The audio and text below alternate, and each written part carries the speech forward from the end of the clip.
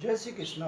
प्रिय दर्शकों, भाई और बहनों, अष्टो चर्चा में आपका स्वागत है। मैं कुंदन शर्मा आप लोग का हार्दिक स्वागत करता हूं। मेरा आपको सादर नमस्कार। आज के वीडियो में हम जो मकर लग्न के व्यक्ति हैं उनका अप्रैल माह कैसा गुजरेगा उस पर एक परिचर्चा करेंगे। आप कैसे पता करेंगे कि आप मकर लग्न के हैं? तो आप अपना date of birth, time of birth, place of birth किसी अष्टो सॉफ्टवेयर में डालिए। आपका यदि 10 नंबर प्रथम हाउस में दिखता है तो आप मकर लग्न के हुए। तो मेरा सारा प्रेडिक्शन लग्न बेस्ड है।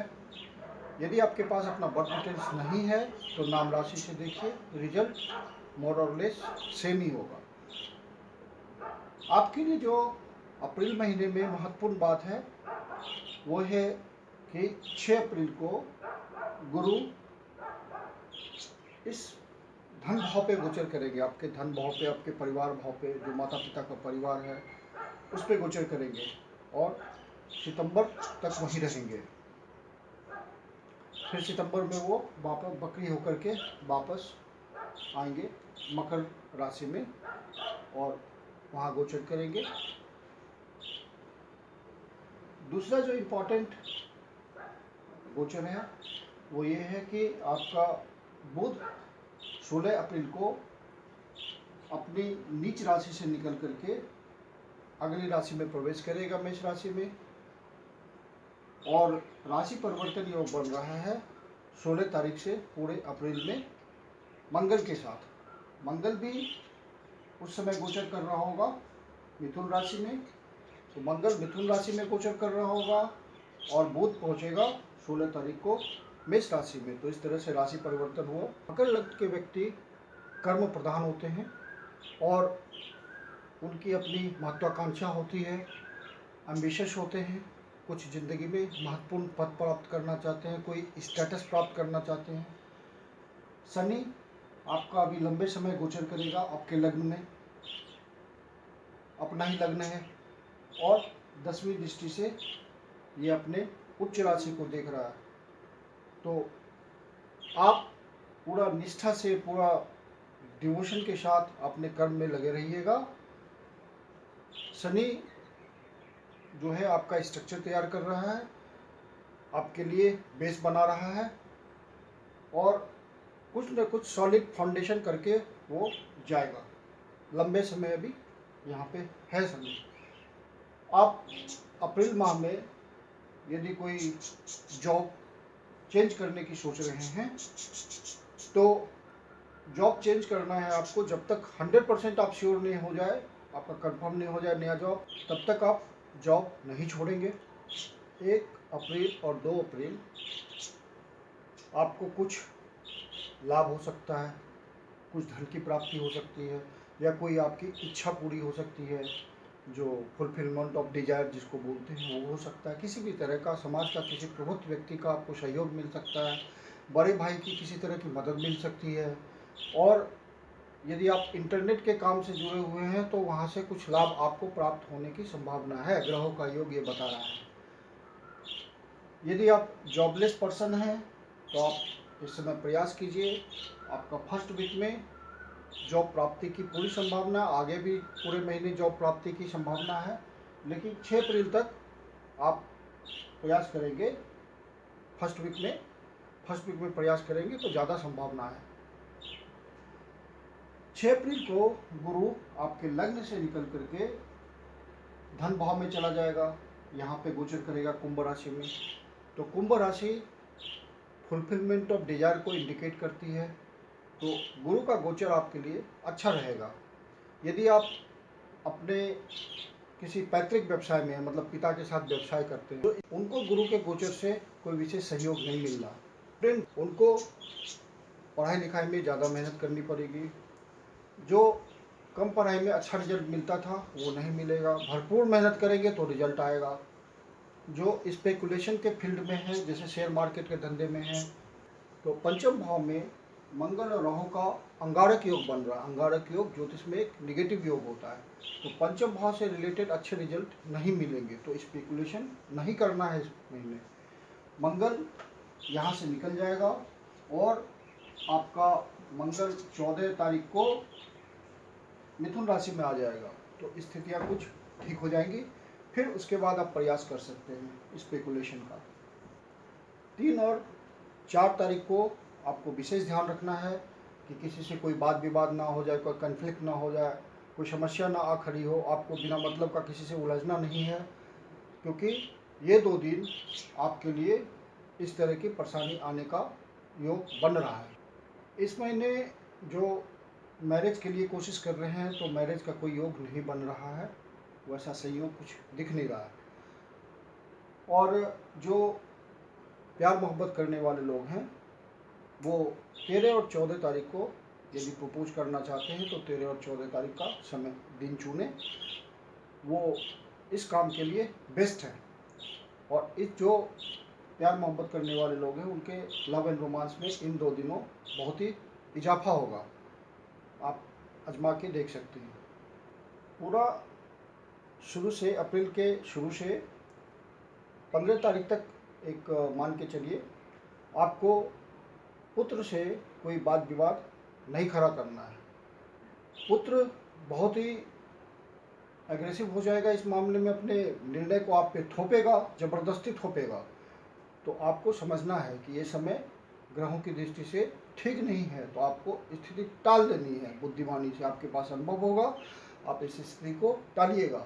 उसके बाद फिर परिस्थितियाँ ठीक हो जाएगी। 15 अप्रैल के बाद फिर वो आपकी बात मानेगा। तो इस समय तक संतान पक्ष से, चाहे पुत्र हो या पुत्री हो, आपको वाद विवाद से बचना है किसी भी तरह का। फिर आपको अप्रैल के शुरू से अप्रैल के मध्य भाग तक, मतलब 15 तारीख तक, आपको अपने वाणी पे ध्यान देना है।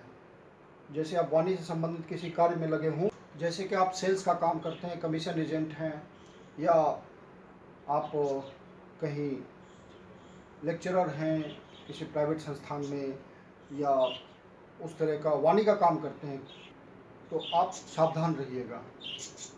कोई गलती आपसे वाणी के थ्रू हो सकती है। हेल्थ के प्रति आप केयरफुल रहेंगे इस महीने में, कम से कम 23-24 तारीख तक तो हेल्थ के प्रति आप सावधान रहिए।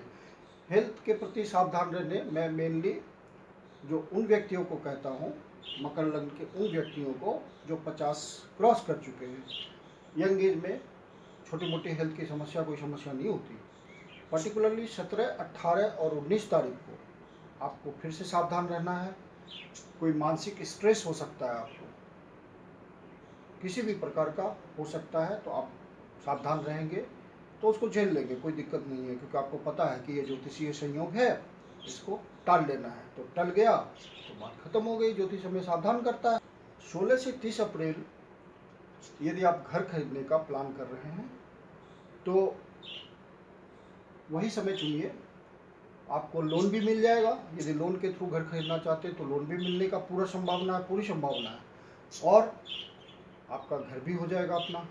तो ये समय आप प्लान कर सकते हैं, ये बढ़िया समय है उस दृष्टि से। और 14 अप्रैल तक आपको यदि रियल एस्टेट के बिजनेस में है, या कोई सेल परचेज करना चाहते हैं, लैंड, फ्लैट, मकान, तो अभी 15 दिन आपको रुक जाना है। क्योंकि मंगल उन सब बातों का कारक है, और मंगल 14 तारीख में वो राशि परिवर्तन कर लेगा। फिर राहु के साथ जो अंगारक योग बना रहा है वो खत्म हो जाएगा। तो अंगारक योग के कारण मैं रुकने बोल रहा हूँ, क्योंकि वो योग ज्योतिष में एक नेगेटिव योग होता है। मंगल एग्रेशन है, राहु उस एग्रेशन को बढ़ाता है।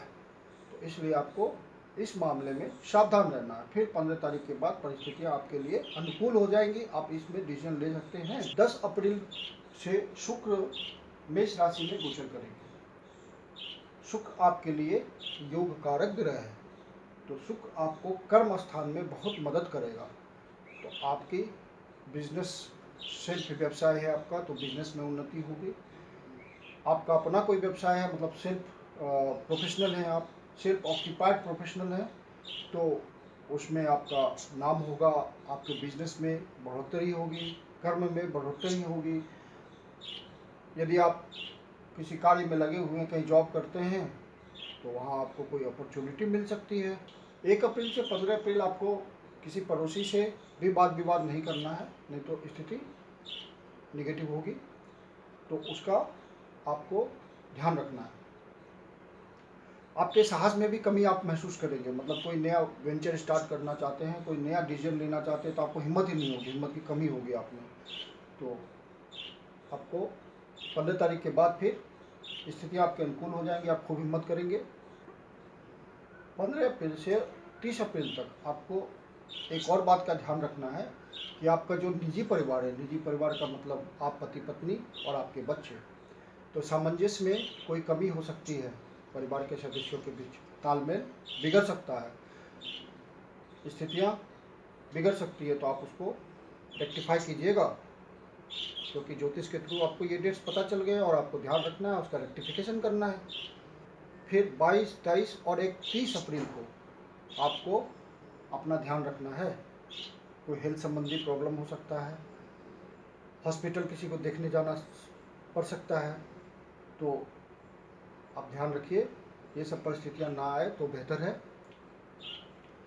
बाहर से भी कोई संबंध बन सकता है, पॉजिटिव रिजल्ट ये होगा कि बाहर से भी कोई संबंध बन सकता है, किसी भी प्रकार का वो संबंध हो सकता है, बिजनेस रिलेशन हो सकता है, आपका पर्सनल कोई लाभ हो सकता है, या कोई फुलफिलमेंट ऑफ डिजायर हो सकता है। तो ये सब ग्रहों का संयोग बता रहा है कि ये सब संभावनाएं हैं। इन्हें फर्स्ट हाफ तक अपने छोटे भाई बहनों से भी आप सतर्क रहिएगा, कहीं कोई आपके मुंह से बात न निकल जाए जिससे विवाद का रूप ले ले, रिलेशन में कुछ कटुता आ जाए। तो आप ध्यान रखेंगे तो ये यदि परिस्थितियाँ बनती है तो उसको आप रेक्टिफाई कर लीजिएगा। ध्यान रखने से तो सब कुछ का रेक्टिफिकेशन हो जाता है, तो ये भी आपकी मामला नहीं बिगड़ेगी, ये मामला भी नहीं बिगड़ेगा यदि ऐसी सिचुएशन आती है। तो 13 अप्रैल से चैत्र नवरात्र शुरू हो रहा है, दुर्गा माता की शक्ति का अवतरण हो रहा है। ब्रह्मांड में इस समय नवरात्र में ब्रह्मांड की शक्तियाँ, जो पॉजिटिव शक्तियाँ होती हैं, वो विचरण करती है। तो आप इस नवरात्र का लाभ उठाइए, दुर्गा माता की उपासना कीजिए, दुर्गा जी का पाठ कीजिए। और यदि आपके कुंडली में शुक्र या चंद्र कमज़ोर है किसी तरह से, तो आप इस समय चैत्र नवरात्र करेंगे। नवरात्र का समय इसी चीज़ के लिए होता है, तो आपकी वो समस्या बहुत हद तक सॉल्व होगी। यदि आपको वीडियो अच्छा लगा तो लाइक कीजिए, सब्सक्राइब कीजिए, शेयर कीजिए। यदि आपके जीवन की कोई समस्या है जिसका समाधान आप हमसे चाहते हैं, तो आप ज्योतिष से सलाह ले सकते हैं, हमारी परामर्श शुल्क होती है। धन्यवाद।